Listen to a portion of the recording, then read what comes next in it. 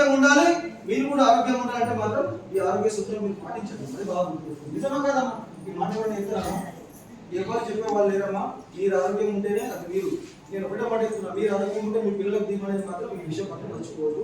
మరి ఆరోగ్యం ఉండాలంటే ఏం చేయాలి సార్? ప్రస్తుతానికి ఏం చేయాలంటే నేనేమంటున్నా అంటే చెప్తారా? సరే అమ్మా, దాని గురించి మన మేడం గారు మేడం గారు 2 నిమిషాలు టైం ఇస్తున్నాం. Thank you. Okay madam.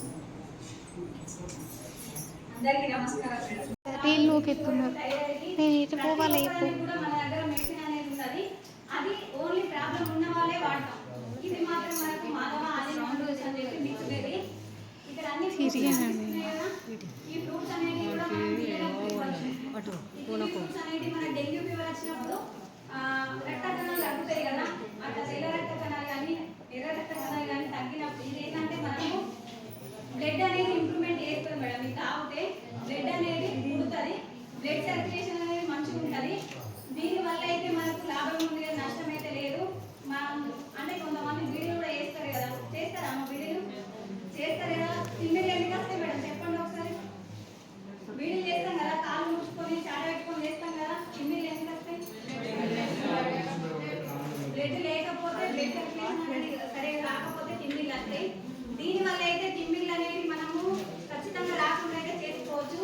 దీనివల్ల తిమ్మిళ్ళు అనేవి రావు. ఇదేంటంటే మనకు ఒక యాంటీబయాటిక్ లాగా రోగ నిరోధక శక్తిని మాత్రం పెంచుతుంది మేడం. ఇది ఒకవేళ మనకు అల్సర్ ప్రాబ్లం ఉందనుకోండి, దీనివల్ల అల్సర్ అనేది ప్రాబ్లం మనం తగ్గించుకోవచ్చు. లేదా మూత్రంలో మనకు మంట ఇన్ఫెక్షన్ అనేది అయితే ఆర్ఎంపీ డాక్టర్ దగ్గరికి వెళ్తే ఒక సిరప్ ఇస్తారు కదా మేడం, అది వాటర్లో కలుపుకొని తాగమంటారు కదా. సేమ్ ఇది కూడా మనము మార్నింగ్ ఏం చేయాలంటే, ఈ క్యాప్ ఉంది కదా, అందరం ఎక్కువ ఫిల్టర్ వాటర్ తీసుకుంటాం కాబట్టి ఫిల్టర్ వాటర్ అయితే డైరెక్ట్ తీసుకొని చాయ్ గ్లాస్ కంటే కొంచెం పెద్దగా తీసుకొని, ఒకవేళ బోర్ కానీ నల్ల నీళ్ళు అయితే కొంచెం గోరువెచ్చగా వేసుకొని ఈ క్యాప్తోని వాటర్లో కలుపుకొని తాగాలి మేడం.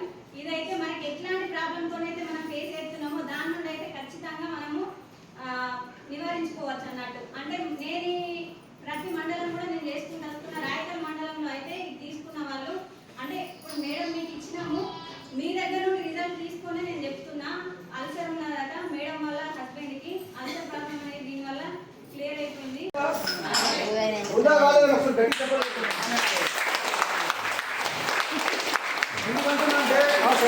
కొంతమంది నిద్రపోతున్నట్టు అనిపిస్తున్నారు, ఈ మూల కూర్చున్నప్పుడు కొంచెం నిద్రపోతున్నట్టు అనిపిస్తున్నారు. అందుకే గట్టి